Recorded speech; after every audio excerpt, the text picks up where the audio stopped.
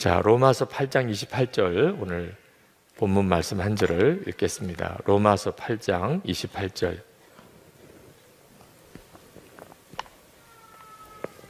우리 다 함께 읽겠습니다.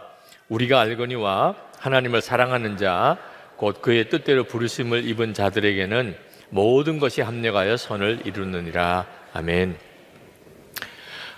나는 가진 것이 약속밖에 없다. 어떤 때는 그런 심정일 때가 있습니다. 내가 예수 믿고 실제로 내가 뭘 받은 건 없는 것 같은데 말씀은 많이 들어서 하나님이 나에게 말씀으로 약속을 주신 거는 많은데 실제로 내게 그게 다 이루어지지는 않아서 안타까워하시는 분들, 복에 겨워 있는 거예요. 네. 여러분, 만약에 어떤 사람이 나는 정말 가진 게 아무것도 없어, 가진 건 이것밖에 없어, 그러면서 이렇게 꺼내놨는데 다 수표고 증권이고, 그러면 여러분 어떤 느낌이세요? 정말 속았다는 느낌이겠죠. 네. 나 가진 게 이게 수표밖에 없어. 그 수표가 약속이죠. 뭐 약속금, 수표, 증권 이런 것들만 가지고 난 너무 불쌍해. 난 돈 1,000원도 없어. 이렇게 있으면 정말 때려주고 싶은 심정이 되는 거죠. 근데 우리가 꼭 그런 거예요. 약속을 받았다. 그걸 아무렇지도 않게 생각하면 정말 아무것도 아니게 됩니다. 그런데 마치 내가 수표 뭉치를 가지고 있는 것처럼 이건 확실한 거야. 왜? 하나님의 약속이니까. 이렇게 믿어지는 일이 우리의 믿음을 완전히 바꾸고 삶을 바꾸게 되는 겁니다. 그리고 약속이 성취되는 삶을 경험하게 됩니다. 그래서 우리가 지난주 금요 성령 집회 때부터 하나님의 약속을 믿읍시다, 붙잡읍시다, 그 주제로 말씀을 같이 나누는 겁니다.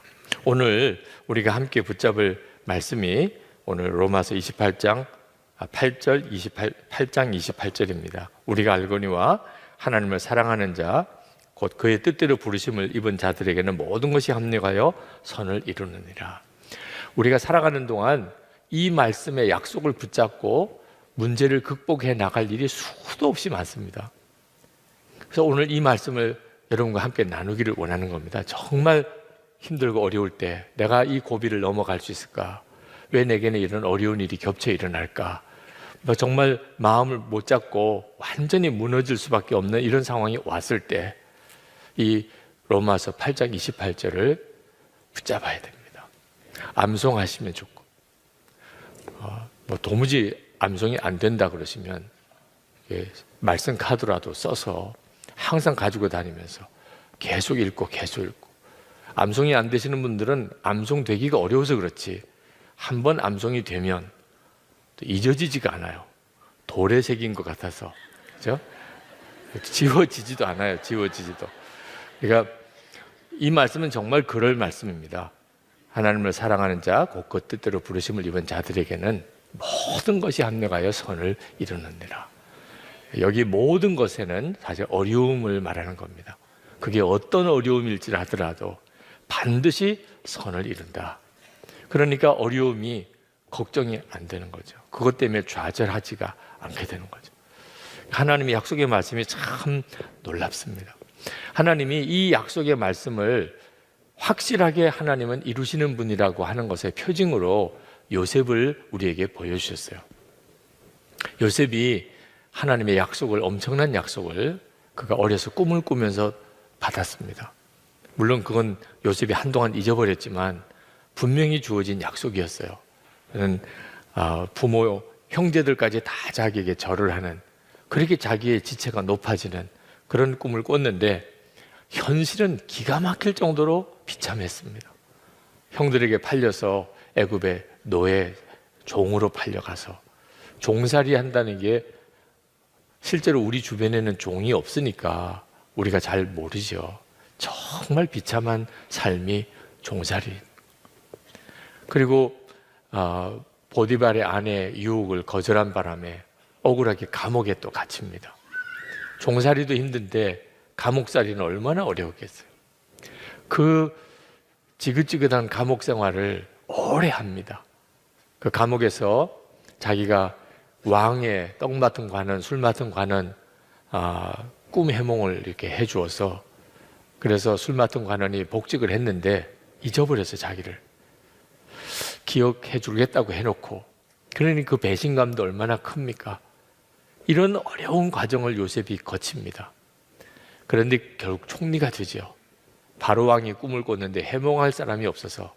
근데 그 술 맡은 관원이 요셉을 생각하라. 감옥에 있을 때 자기 꿈을 해몽해 준 요셉을. 그래서 요셉을 이제 추천해서 바로 왕의 꿈을 해몽함으로 애굽의 총리가 됩니다. 자, 애굽의 총리가 되고 나니까 알겠는 거예요. 이게 하나님이 하신 일이구나. 모든 것을 하나님이 다 이루신 것이구나. 보디발의 집에 종으로 팔려가서 그 가정 총무 일을 하게 된 게 경제에 대하여 배우게 하셨고, 감옥에 들어가서 그 정치범들하고 같이 거기서 지내는 동안에 정치를 배웠고, 그리고 하나님과 온전히 교통하는 삶을 살면서 하나님의 마음을 꿰뚫어 아는 영안이 열렸고, 그 애굽의 총리가 되어서 그가 능히 그것을 잘 감당해 냈던 거죠. 생각해 보니까 형들이 나를 애굽에 파는 게 아니고 하나님이 뜻이 있어서, 그렇지 않으면 애굽에 올 방법이 없으니까 그렇게 애굽에 오게 하시고, 나를 총리 훈련 시켜야 되는데 그때 뭐 무슨 길이 없으니 감옥에 들어가서 그 정치범들 만나서 그들을 돕다가 배우게 하시고, 야, 이거 하나님이 하신 거구나. 그러고 난 다음에 자기를 팔았던 형들을 만난 거예요. 형들을 만났는데 사실 정말 마음의 상처가 깊고도 깊을 수밖에 없는데 형들을 다 품어줍니다. 하나님이 하셨다는 게 확실히 믿어지니까. 그러니까 자기를 죽이려고 했던 형들까지도 얼마든지 품어주고 오히려 그들을 위해서 모든 것을 베풀어주는 사람이 된 거예요. 그러니 이 로마서 8장 28절 말씀이 진짜 믿어지는 사람, 이 약속의 말씀이 내 것이라고 정말 붙잡은 사람은 놀라운 삶을 살게 되는 겁니다. 저도 그렇지만 여러분 모두가 다 이 약속을 절대로 놓치지 않게 되기를 축복합니다. 우리들 이야기예요. 이 로마서 8장 28절은 우리가 정말 이 약속을 믿으면 아무리 지금 내 처지가 힘들고 어려워도 수치스럽게 생각할 이유가 없어요. 왜? 결국은 하나님의 선을 이루게 되니까. 내가 지금 경제적으로 굉장히 어려워져서 집 한 칸 제대로 없고, 속회를 모이자고 해도 우리 집에 이렇게 와서 모이자고 할 이런 도무지 내 형편이 아니다. 아직 이 약속을 못 붙잡고 있는 겁니다. 계속 그렇게 살 거라고 생각하고 있는 겁니다. 내가 만약에 이제 완전히 하나님이 이 과정을 거치면서 내 형편을 완전히 바꾸실 것이다. 지금 이 고생도 합력하여 선을 이루는 것이다. 믿어지는 사람은 우리 집에 와서 기도해 주세요. 지금 내가 이렇게 기가 막히게 힘듭니다. 제발 교회에서만 모이지 말고 우리 집에 좀 와서 우리 집에서 좀 찬송 부르고 기도 좀 해주세요. 가서 가봤더니 그냥 두 사람 누우면 꽉 찰 방에 무려 15명이나 오게, 어떻게 하자고 그렇게 많이 오게, 다 서서 그 방에 들어가서 같이 기도하고 찬양하고 그랬던 속회의 이야기를 들었어요. 자랑친 거죠. 그 사람이 하나님의 약속을 진짜 믿는 사람이에요.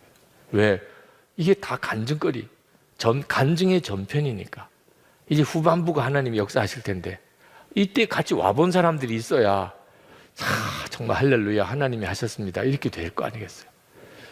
조금만 힘들고 어려워도 그냥 사람들에게 모르게 해야 되고 감춰야 되고 그렇게 하면 안 됩니다. 어떤 분이 교도소에서 출소하고 교회를 나오셨어요. 마음에 깨달은 것도 있고 결심한 것도 있고, 근데 교인들에게 속회에 들어가니까 이제 어디서 살았는지 뭐 했는지 이 이야기가 서로 소개를 해야 되는데, 제가 감옥에 있다가 나왔습니다 이러면 사람들의 반응이 싹 달라지거든요. 여러분 그렇지 않으세요? 참 신실한 믿음의 성도인 줄 알았는데 전과자다. 그러면 여러분들도 마음이 쉽지는 않으실 거예요. 이게 두려워서 그걸 일절 감추려고 하는 겁니다. 그래서 제가 그랬어요. 쉽지 않으시지만 솔직하게 말씀하세요. 소개할 때 저 사실 교도소에서 이런 죄로 교도소 생활을 했습니다. 교도소에 깨달은 것도 많고 은혜도 많고 이렇게 해서 이렇게 살기로 해서 제가 교회에 다시 나오고 이제 새 삶을 출발하려고 합니다. 결국 그걸 못 하시더라고요. 교회를 떠나셨어요. 약속을 안 믿으니까 그런 거예요. 지금 이 모습 이대로 비참하게 그냥 있을 거라고 생각하니까. 진짜 약속을 붙잡으면 그러면 지금 어려운 거 힘든 거 다 내놓을 수 있어요. 이게 정말 놀라운 구원인 것입니다. 뭐 걱정하고 스트레스 받고 남 눈치 보고 할 것도 없습니다. 근데 문제는 이 약속에 조건이 달려 있는 거예요. 합력하여 모든 것이 합력하여 선을 이룰 것이라. 거기에는 조건이 있습니다. 어떤 조건이냐? 곧 그의 뜻대로 부르심을 입은 자. 이게 조건이에요. 하나님의 뜻대로 부르심을 입은 자. 아유, 그러면 그렇지. 나 같은 사람이 되겠어. 혹시 이렇게 지금 생각이 흐트러지시는 분, 갑자기 오늘 말씀이 은혜가 되네 이러다가 그래, 그러면 그렇지. 하나님의 뜻대로 부르심을 입은 자들에게 그렇다는 거지. 아유, 나 같은 사람이 뭐 그래. 여러분, 이거 진짜 조심해야 되는 거예요. 여러분 마음 생각 속에 내 처지, 내 형편, 내 모습 보니까 하나님의 뜻대로 부르심을 받은 자 같지는 않아요. 그럴 리가 없어요. 하나님의 뜻대로 부르심을 받은 자가 어떻게 이렇게 살겠어요? 어떻게 이런 모습일 수 있겠어요? 이런 생각 들으시는 분, 여러분, 하나님의 뜻대로 부르심을 입은 자가 도대체 어떤 사람이 하나님의 뜻대로 부르심을 입은 자라는 것을 성경적으로 분명히 여러분이 이해해야 합니다.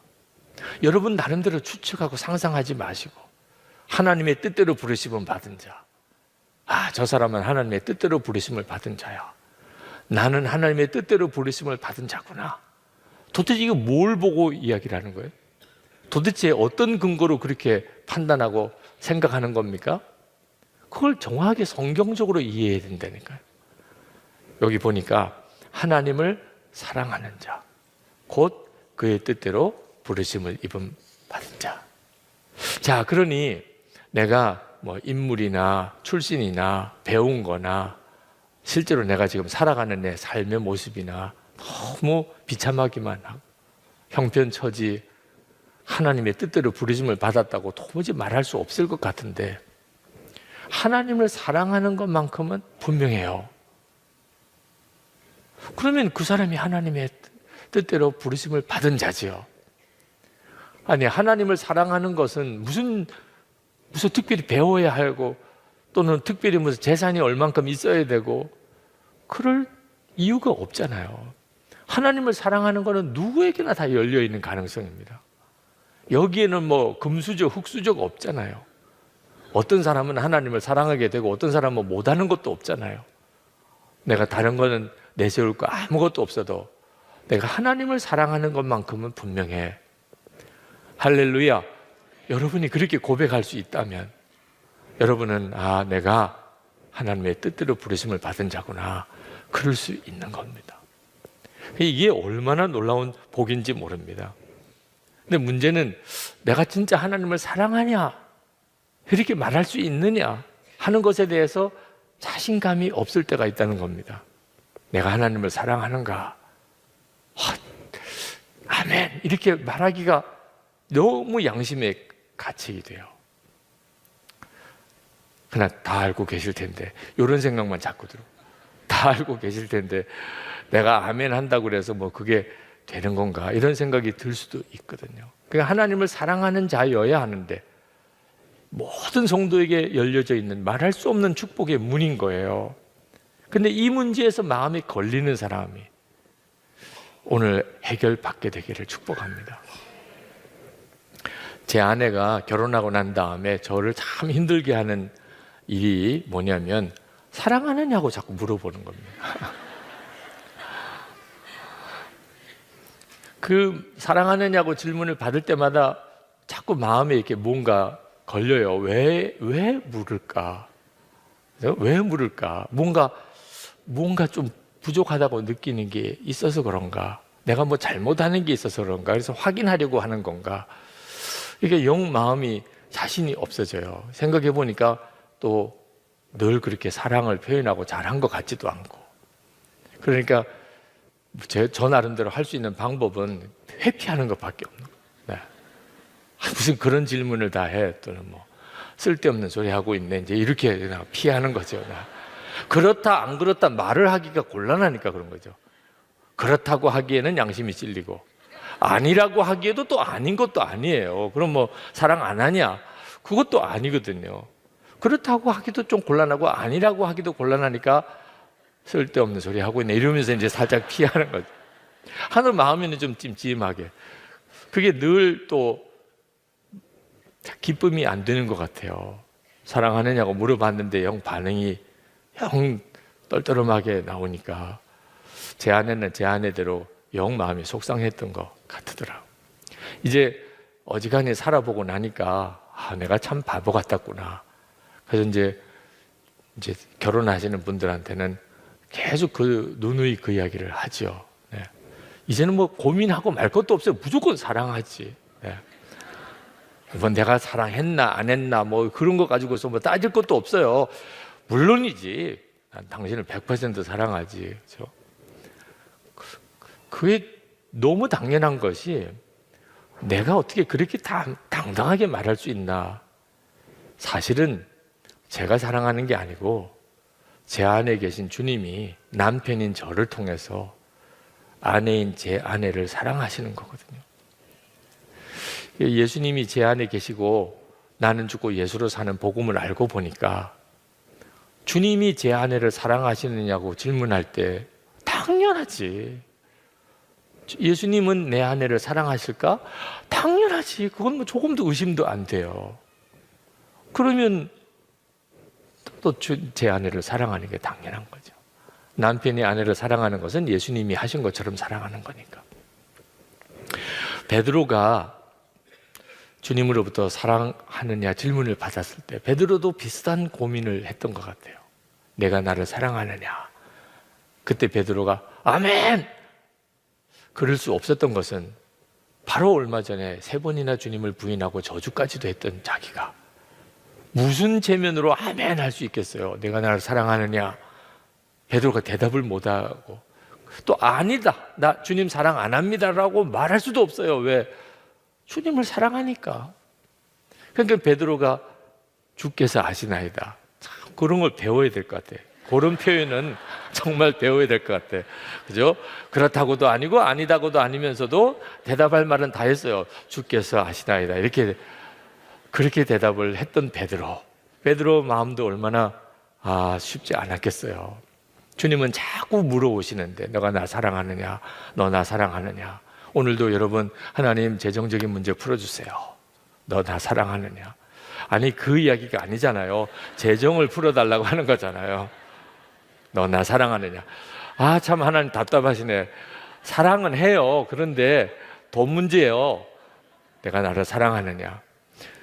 참 하나님은 동문서답하는 것 같고 손오공 같으신 분인 것처럼 여겨지지만 사실 거기에서 모든 문제의 답이 오니까요. 제가 주님을 사랑합니다. 그렇게 되는 순간에 갑자기 문제가 아니게 돼버리는 거예요. 그렇게 속 썩이는 사람, 힘들게 하는 사람 있어도 주님은 내가 나 사랑하느냐? 제가 주님 사랑합니다. 그렇게 고백하다가 그 사람도 품어지는 거거든요. 그런데 어떻게 이렇게 주님을 정말 사랑합니다. 이런 고백이 내 마음에 절절히 나올 수 있을까? 거기에 주님과의 친밀함이 계속 지속되어져야 되는 이유가 있는 거예요. 사실 부모님도 사실 자녀 입장에서는 부모님이 얼마나 정말 그리움의 대상입니까? 또 부모 입장에서 자식은 눈에 넣어도 아프지 않다는 존재잖아요. 그런데 그 부모와 자식도 어려서 어떻게 헤어져서 오랜 세월을 서로 떨어져 지내다가 뭐 해외 입양을 갔든지 잃어버려서 고아 생활을 했든지 그러다가 나중에 나이 들어서 다시 만났을 때 분명히 육신의 부모님이고 자기가 낳은 아이지만 처음에는 뭐 눈물을 쏟고 반가워하고 하지만 조금 지나고 나면 너무 어색한 거죠. 이유가 뭐죠? 함께 지내지 않았습니다. 함께 살지 않으니까. 그러니까 이렇게 사랑이 느껴지지를 않는 겁니다. 여러분 옆에 있는 교우들, 내가 저 사람을 사랑하기로 결심했어. 그런다고 뭐 사랑이 느껴집니까? 그런 결심 자체는 귀중한 거죠. 내가 저를 사랑하리라. 이렇게. 그러나 사랑이 느껴지는 것은 결심을 했다고 되는 건 아니에요. 이제부터 아주 가까이 교제하는 생활이 계속 가야 하는 거죠. 거기서 내 가슴으로 사랑이 느껴지는 역사가 일어나는 겁니다. 그래서 교우 여러분들에게 이 로마서 8장 28절 약속을 실제로 누리기 위해서 가장 중요한 문이 하나님을 사랑하는 것인데, 그걸 위해서 우리가 주님과 동행하는 삶을 반드시 매일 살아가야 한다는 겁니다. 그러나 막연하게 주님이 나와 함께 계실 거다, 나를 지켜보고 계실 거다, 이러지 말고, 이건 막연하게 그렇게 생각해서는 주님과의 관계가 조금 더 변화가 안 되는 거니까 진짜 실제가 돼야 된다는 거예요. 처음에는 주님과의 관계가 어색하고 낯설어요. 누구나 그럴 수밖에 없습니다. 그래서 권하는 것이 성도들끼리 서로 주 안에서 교제하게 하는 겁니다. 성도들은 눈으로 보고 또 말도 하고 듣고 이런 관계니까 만나면 만난 거고 헤어지면 헤어진 거죠. 그러니까 성도들 간의 관계를 통해서 주님과의 관계를 계속 훈련해 나가는 거예요. 그래서 교회 생활이 필요한 거예요. 우리는 예수님을 믿기만 하면 되는 거지만 왜 우리를 교회로 모았죠? 성도들마다 다 믿음의 수준이 다릅니다. 처음 예수님을 믿기로 결단했지만 주님은 막연한 분들이 많아요. 그러니 먼저 믿은 분들이 성도의 사랑으로 품어주고 서로 교제하고 기뻐하는 일을 통하여 주님과의 교제의 눈이 열리도록 그가 믿음이 자라게 되는 거거든요. 그래서 속회 생활을 꼭 하시라고 권하는 거예요. 그냥 교회 와서 이렇게 예배만 참석하고 가는 식으로 하지 말고 주일 예배 오고 성령 집회만 오고 이렇게 예수를 믿는 것도 안 믿는다고 말할 수는 없지만 그 생활은 조금 시험이 오고 유혹이 오고 어려움이 오면 다 무너져요. 혼자 힘으로는 절대로 자기 믿음을 지켜내지 못합니다. 우리는 함께 기도해주고 연결해주는 짝이 필요해요. 절대로 여러분에게 도움이 될 만한 사람을 찾으려고 하면 안 됩니다. 여러분이 도울 사람을 찾으면 금방 그 교제의 문이 열려요. 내가 도와주는 데야 얼마나 좋아요. 내가 누군가로부터 도움을 받아야지 이렇게 생각하니까 사람이 없는 겁니다. 내가 필요한 사람이 누구지? 그래서 그분에게 가서 그분을 돕다 보면 여러분 나중에 말할 수 없는 기도에 도움을 받습니다. 혼자가 아니라는 게 얼마나 힘이 되는 줄 아십니까? 힘들고 어렵고 외로울 때 옆에 있어주고 울어주고 들어줄 수 있는 사람이 있는 곳과 교인은 뭐 몇천 명, 몇만 명 모여도 내 문제 하나 들어줄 사람 아무도 없다고 생각할 때 이건 엄청난 차이가 있는 거거든요. 선한목자교회 문턱이 높다고들 이야기합니다. 왜? 1:1 양육을 받아야 된다. 10주 동안 양육이 끝나야 그 등록을 받는다. 그래서 문턱이 높다고 그런 말들을 하는데 전 너무 억울해요. 절대로 그런 게 아니니까 문턱을 낮춰서 그렇게 한 겁니다. 사실 결혼해서 두 사람이 만나서 부부가 되려면 적어도 몇 개월, 몇 개월로 결혼했다 그러면 수상하게도 보죠. 그렇죠? 만난 지 10주 만에 우리 이제 하나입니다. 한 가족입니다. 이건 더 이상 기다리기 힘드니까 우리 10주만 합시다지. 무슨 이 교회는 10주 나해가 아니라는 겁니다. 혹시 여러분 주변에 10주 나 하는 것 때문에 마음이 힘들어 하시는 분이 있으면 아니에요. 10주만 하는 거예요. 더 기다리기 힘들어서 10주만 하기로 한 겁니다. 정말 그런 거거든요. 한 사람이라도 내 사정 알고 내 문제 알고 내 기도 제목 알고 있는 사람이 이 10,000명 교인 중에 한 사람이라도 있으면, 그러면 이 교회는 내 교회 같아요. 이 교회에는. 그런데 어설프게 아는 사람이 100사람이 있으면, 실제로 내가 힘들고 어려울 때 누구한테 속 이야기 해줄 수도 없어요. 아무도 없는 거나 마찬가지니까 10주 동안에 1:1 양육을 하게 해드리는 겁니다. 물론 하다가 보면 내가 양육자인지 저 사람이 양육자인지 헷갈릴 때도 있어요.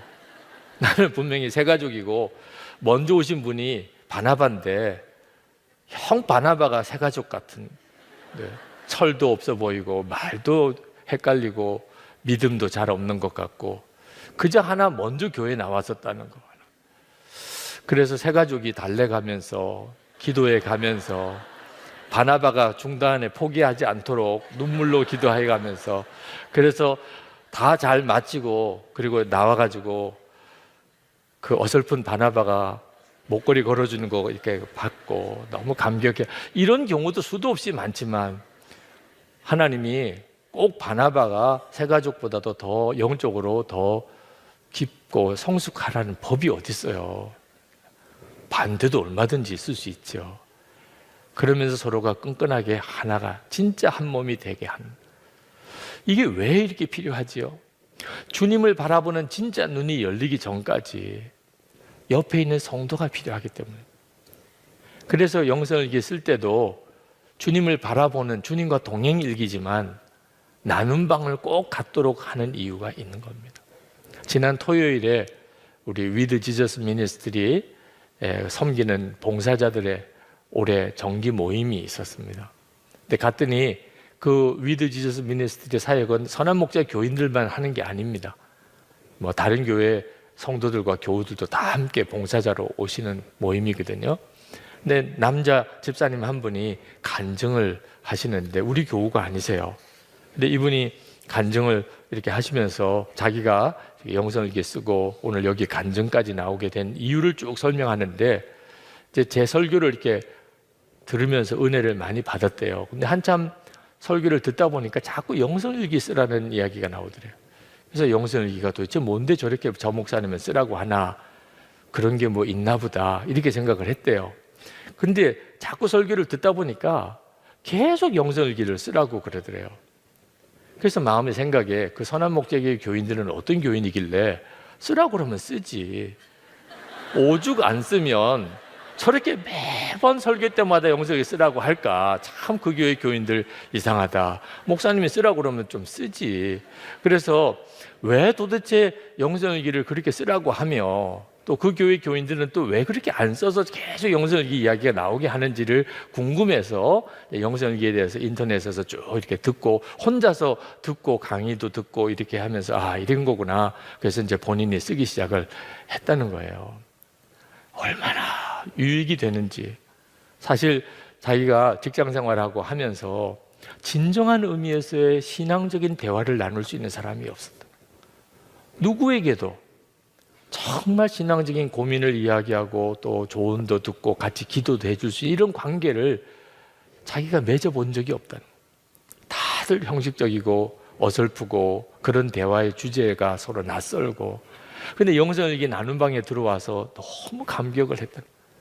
자기도 자기의 내면의 고백을 다 하고 다른 분들도 자기에게 댓글 달아주고 그 성도의 교제의 기쁨을 거기서 만났다는 거예요. 그러다가 자기 보고 방장을 하라고 그러더래요. 아, 자기는 이제 막 신앙생활을 시작하는 것 같은 사람인데 내가 나눔방 방장을 할 수 있을까? 근데 거부하기도, 너무 그동안에 은혜를 받았기 때문에 거부하기도 또 힘들어서 자기가 나눔방 방장을 덜컥 했대요.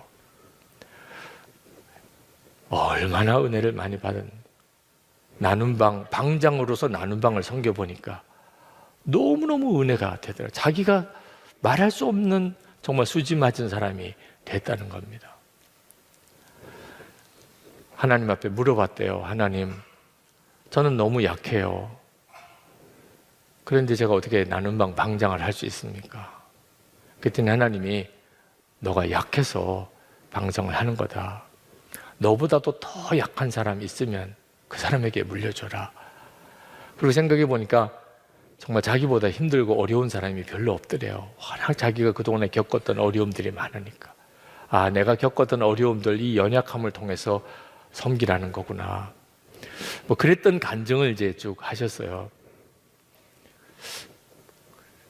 성도들과의 교제를 통해서 주님과의 관계가 계속 이어져 가는 거죠. 만약에 성도들과의 이 나눔방이 없었다면 그분은 주님과의 교제까지 갈 수가 없었을 거예요. 처음에는 안 믿어지고 무슨 말인지 모르겠고. 여러분이 정말 여러분 안에 계신 주님을 진짜 눈뜨게 되기 시작하면, 그러면 신앙생활, 삶 다 달라집니다. 예수님이 나와 같이 계신 게 진짜 믿어지면 그건 모든 것이 달라진 거예요. 근데 그 과정 동안에는 서로 돕고 끝까지 그 과정을 같이 갈 성도들이 필요한 거예요. 그래서 주님과 동행 일기를 쓰면서 나눔 방으로 자꾸 묶어드린 거죠. 들꽃 예수라는 정연복 시인이 쓰신 들꽃 예수라는 시가 있습니다. 내 가슴 속에 꽃 한 송이 있다. 아주 오래된 꽃이다.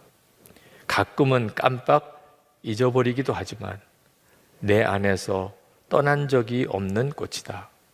빼어난 모습도 아니요 코를 찌르는 향기도 없지만 가만히 나의 삶을 어루만지고 인도해주는 꽃, 희망과 믿음을 가지고 작은 사랑에 충실하다 보면 너도 나같이 누군가의 가슴 속에 추억의 꽃이 될 거라고 속삭인다. 내 안에 계신 예수님을 하나의 들꽃에다가 이렇게 비유해서 쓴 시예요. 들꽃이니까 뭐 유별나거나 뭐 향기가 강하거나 이러지는 않는 꽃이지만 사실 그래서 내 안에 오셨고, 그래서 우리가 주님을, 내 안에 계신 주님을 어떤 때는 깜빡깜빡 잊어버리기도 하는 거예요. 내 안에 그렇게 오셨으니까. 근데 그 귀한 것을 깨닫기 시작하는 순간에 그것으로 인해서 내 삶이 바뀌고 나도 누군가의 마음속에서 그 사람에게 또 하나의 꽃이 되어주는, 이게 성도들과의 관계를 말하는 거잖아요. 이게 이제 주님을 사랑하게 된 겁니다. 어느 순간에 내 마음속에 내가 주님을 사랑하고 있어요. 그러면 그의 뜻대로 부르심을 받은 자, 그리고 모든 것이 합력하여 선을 이룰 것이라는 약속의 주인공이 되는 겁니다. 여러분이 어떤 어려움을 만나든지 정말 이 약속 붙잡으셔야 합니다. 사도 바울이 빌립보 감옥에 갇혀서 모진 고생을 하였을 때 한밤중에 찬송이 터져 나왔습니다. 이 로마서 8장 28절을 붙잡은 거죠. 약속을 붙잡은 겁니다. 하나님 왜 이러시나 이런 생각이 들만도 한데 분명히 믿었어요. 합력하여 선을 이룰 거야. 그러니까 찬송이 나온 거죠. 그게 지진이 되고 간수장이 찾아오게 되고 간수장이 세례받게 되고, 그래서 빌립보 교회가 세워지는 역사가 일어나요. 정작 합력하여 선을 이루잖아요. 근데 그냥 무심이 된 게 아니고 그 찬송이 시작이 된 겁니다. 약속을 믿는 사람이 두들겨 맞고 오게 한밤중에 찬송하는 거죠. 약속을 못 믿는 사람은 말이 안 되는 거예요. 그러니 우리가 하나님의 약속을 받은 게 중요한 게 아니고 약속을 믿는 것이 중요한 것입니다. 한동대학교 총장이셨던 김영길 총장님이 그 학교 때문에 굉장한 어려움을 많이 초창기에 겪으셨는데 한 번은 말도 안 되는 소리 때문에 시달림을 받으셨대요.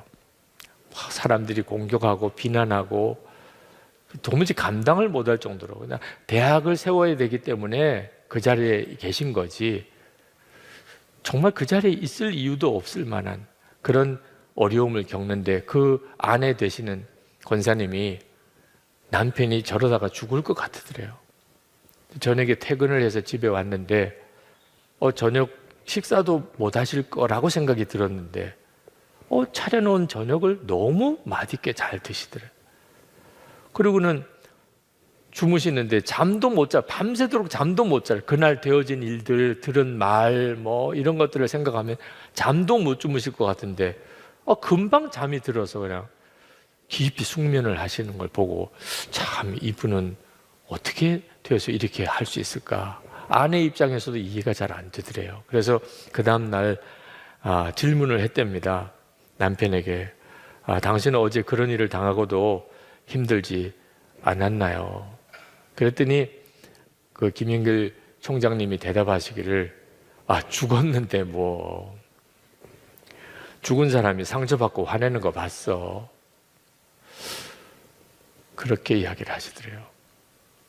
그러니까 약속을 진짜 붙잡은 사람과 하나님의 말씀을 내가 받아도 그걸 붙잡은 사람과 그냥 들어서 아는 것과는 완전히 다른 거입니다. 하나님은 우리에게 말씀을 주시고 그리고 먼저 약속을 주신 후에 우리가 믿음으로 붙잡으면 그 말씀이 우리 가운데 온전히 이루어지는 방법으로 역사하십니다. 그래서 오늘 이 시간에도 주님이 주시는 말씀을 붙잡는 것은 대단히 중요합니다. 여러분, 이창훈 아나운서라고 아십니까? KBS의 시각장애인입니다. 우리 한국 방송사상 최초의 지상파 장애인 앵커입니다. 그는 태어나자마자 앞을 보지 못했어요. 그는 TV라고는 본 적이 없고 아나운서가 어떤 모습인지 전혀 알지도 못합니다. 그런데 점자 단말기 통해서 그분이 앵커로서 뉴스 진행하는 것을 제가 몇 번 TV에서 봤는데 너무 놀랍더라고요. 저분이 시각장애인이구나 이런 건 느낄 수 있어요. 표정이나 보니까. 근데 뭐 너무나 능숙하게 그 뉴스를 잘 진행을 하세요. 본인도 그런 간증을 하시더라고요. 누군가가 자기를 뒤에서 밀어주는 것 같아요. 자기가 뉴스 진행을 이렇게 하다 보면 자기가 가지고 있는 힘으로 하는 게 아니라고 본인도 느껴진대요. 그가 7살, 7개월 됐을 때, 생후 7개월 됐을 때 뇌수막염 앓고 그 후유증으로 시신경이 완전히 손상이 되었는데 어둠과 빛 완전히 구분이 안 될 정도로 완전한 시력 상실을 했습니다. 근데 그 어머님이 그런 과정에서 예수님을 믿게 됩니다. 그리고 아이를 위해서 정말 간절히 기도를 해요. 그 어머니 입장은 얼마나 안타깝겠어요. 그러면서 늘 그렇게 이야기를 해줬대요. 아들아, 너는 하나님의 사랑스러운 자녀란다. 사람들은 볼 수 없기 때문에 도전을 못하는 것이 아니라 두려움 때문에 도전하지 못하는 것이야. 우리가 경계해야 할 것은 두려움이지 용기를 가진 사람에게는 꿈은 언제나 가까이 있단다. 믿음을 가지게 되니까 아들에게도 그렇게 말해주게 됐죠. 두려움이 문제인 거지 장애가 문제가 아니야. 그래서 이창훈 아나운서가 그가 한빛 맹학교에 입학을 해서 거기서 초중 고등학교 과정을 마치고 그리고는 하나님께 낮에는 구름기둥 밤에는 불기둥으로 나를 인도해 달라고 계속 그렇게 기도하고 그리고 하나님이 주신 재능을 활용하고 싶은데 어디까지 하나님이 나를 쓰실 수 있을까? 그걸 확인하고 싶어서 그가 2007년에 인터넷 방송, 시각장애인 인터넷 방송을 시작을 합니다. 가만히만 있으면 하나님의 약속이 이루어질 수가 없어요. 하나님은 나를 불기둥 구름기둥을 인도하신다. 정말 믿고 그리고 그 믿음으로 발걸음이 움직여지는 거예요. 믿으니까 움직여지는 거죠. KBS 장애인 뉴스 앵커 선발 공고가 났을 때 하나님 이 길을 열어주시나. 그래서 그가 지원을 했습니다. 523대 1, 523대 1의 경쟁을 거치고 그가 아나운서가 됩니다. 그가 이런 말을 했어요. 그 책 속에서 하나님을 만나려면 한 발짝 앞으로 나서야 한다고 생각합니다. 우리가 움직이고 도전할 때 하나님이 우리를 인도하시고 만나주십니다. 그런 과정들을 통해 하나님의 섭리를 느꼈습니다. 하나님의 약속을 믿는 자의 특징이 믿음의 걸음을 내딛는 거예요. 여러분, 여러분은 요즘에 믿음으로 하고 있는 일이 뭐 있습니까? 다 계산해보고 따져보고 이게 아니고 하나님이 하실 것이라 그걸 믿고 물 위를 걷는 베드로처럼 절벽에서 뛰어내리는 사람의 심정으로 그렇게 해보고 있는 일이 뭔가요? 하나님의 약속을 못 믿는 사람은 못합니다. 돌다리도 두들겨보고 안 건너가요. 이게 믿음은 그냥 교회만 다니는 게 믿음은 아닙니다. 교회를 나오는 것도 대단한 걸음이긴 합니다만 하나님의 약속이 여러분의 삶을 움직여 갈 수 있게 되기 바랍니다. 제가 선한목자교회에 부임을 해와서 하나님께 믿고 맡긴다는 믿음이 뭔지를 너무나 처절히 경험했어요. 그전에는 전혀 믿음으로 안 살았던 것처럼 여기 와서 이 예배당 공사를 완공시키고 그리고 목회를 해나가는 과정이 진짜 베드로가 물 위를 걷는 것처럼 그런 믿음이 아니고서는 할 수가 없었어요. 사실 굉장히 어려운 과정도 많이 지나갔습니다.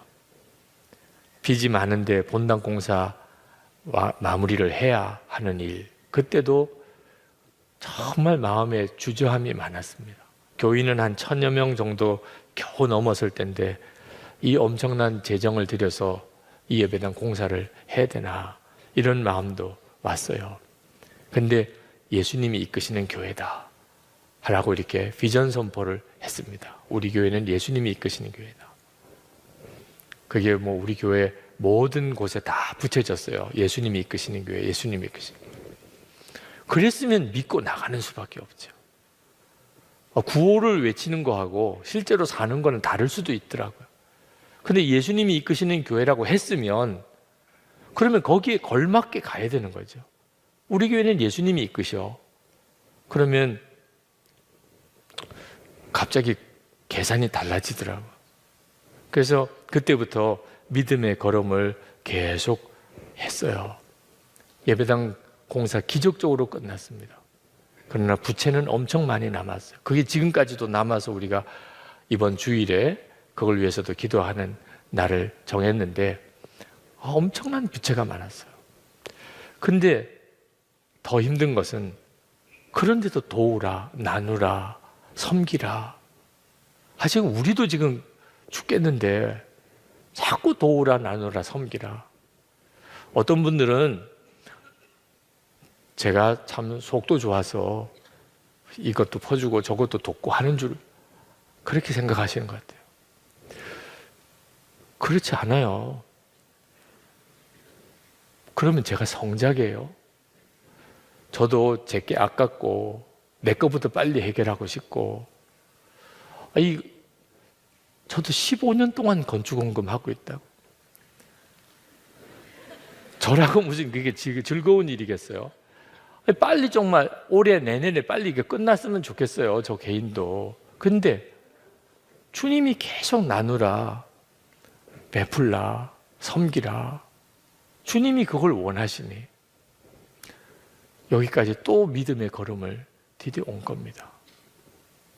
여러분, 약속을 안 믿으면 하나님이 해주실 것이다. 하나님이 해주실 것이다. 약속을 못 믿으면 못하는 거예요. 약속을 믿으면 갑자기 계산이 달라져요.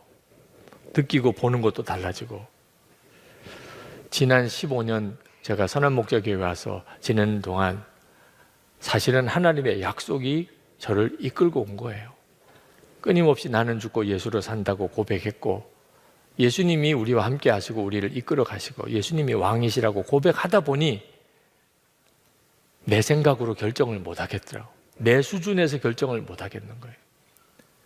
그러다 보니까 좀 별나다는 소리도 듣고 또 교우들이 이해 못 하시는 분들도 있다고 있으시고 그랬지만 지금 와서 보면 그걸 하나님이 기뻐하셨구나. 하나님의 약속을 믿은 거. 그래서 믿음으로 결정하고 나아간 것을 하나님이 기뻐하셨구나. 그리고 이걸 영원히 잊으면 안 되겠다. 우리 교회는. 그 과정에서 하나님이 우리에게 가르치신 게 얼마나 귀한지. 그래서 교회사랑 기도의 밤 이렇게 정하고 우리 매해 2월 첫째 주간에 우리 이걸 잊어버리지 맙시다. 여기까지 오고 있는 거예요. 단순히 건축원금을 위한 날은 아닙니다. 하나님이 그동안 겪어보니까 우리가 세상을 승리하는 가장 놀라운 방법을 가르쳐 주셨어요. 이걸 놓치면 안 되겠다는 거죠. 오늘 이 시간에도 여러분의 삶이 여러 가지 힘들고 어려운 위기의 상황에 있을 때 이게 하나님의 훈련이에요. 요셉도 그렇게 훈련시켰고 다윗도 그렇게 훈련시켰고 아브라함도 그렇게 훈련시키셨습니다. 약속을 믿고 그거 이루어지는 삶은 그냥 훈련되는 게 아닙니다. 실제적인 어려움이 있어야만 훈련이 돼요. 여러분이 지금 가지고 있는 그 어려움이 바로 실제적인 하나님의 훈련 계획인 것입니다. 그러니까 두려워하지 마세요. 그렇죠? 훈련 받는 거니까. 하나님이 다 눈동자같이 지키세요. 약속 붙잡으셔야 돼요. 그러나 어설프게 옆 사람이 붙잡은 약속 나도 붙잡았다가는 큰일 나요. 베드로 보고 오너라 그랬는데 주여 그러고 내가 물속에 들어가면 나는 빠져 죽는 겁니다. 베드로처럼 주님이 나에게 오라고 한 게 분명할 때나 물 위를 걷는 역사가 일어나는 거죠. 그러니까 남의 약속 가지고 믿음으로는 못 삽니다. 오늘 이 밤에 기도할 때 주께서 여러분에게 주시는 약속을 분별해 주실 줄 믿습니다. 그동안에 읽었던 말씀, 들었던 말씀을 통하여 오늘 이 밤에 말씀하실 것입니다. 무엇보다도 로마서 8장 28절 말씀 여러분의 것으로 삼으시기 바랍니다. 이제 우리 같이 찬송하고 기도하겠습니다. 하나님 한 번도 나를 그 찬양 같이 부르시겠습니다.